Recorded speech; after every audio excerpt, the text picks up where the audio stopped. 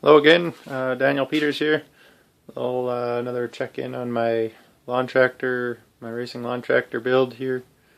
I'll show you what I've been finding out. I did some stripping since the last video.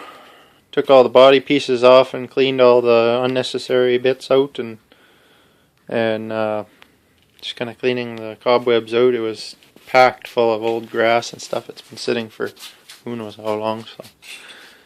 So mocked up my engine in there, 26 horse Briggs Vanguard, or not Vanguard, sorry, Intech. We don't have a lot of experience with these ones yet as far as the internals, so this is kind of a bit of a learning experience. But we had been told that whoever owned these before figured they had all been dusted out. There's a whole bunch of big Briggs Intechs that we picked up. There's 1, 2, 3, 4, and I think there's another 5. Oh yeah, 5. And then one opposed twin that my dad is taking for himself. This is the one he said I can buy from him or whatever. So got these engines for about 75 bucks a pop, which is lucky. But I found out I was going to do a leak down test and figure out what exactly was up with this engine. And here I'm getting the cylinder ready to leak down test, and then I figured out that the piston wasn't moving with the crank. So I took it apart and took the cam out. I was very lucky there was no damage in here except for this, you can see it in there, but the number 1 cylinder through a rod.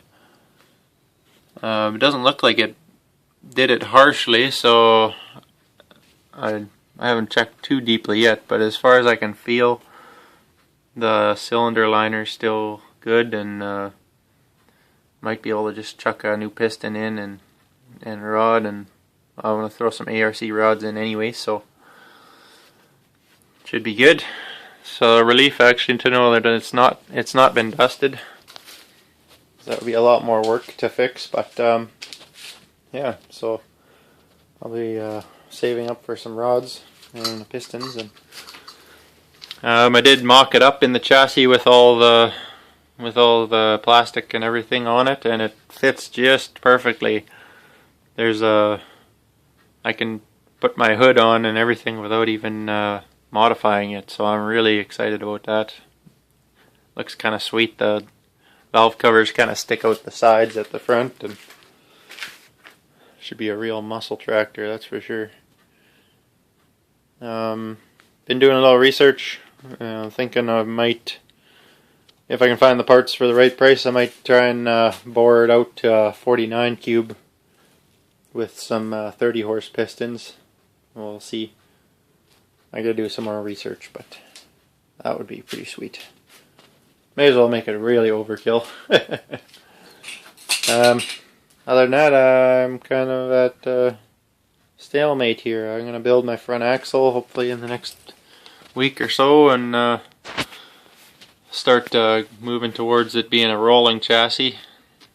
I'm not quite sure what I'm gonna do with the rear end yet. My dad has some transaxles he figures I could probably use, or I might go with just a solid live axle and an angle drive if I can find something that'll work for me. So we'll see how things play out in the future. Yeah, lots of work. Should be lots of fun though. The build is 3/4 of the fun. So we'll check in later when there's more to talk about. Thank you. See you later.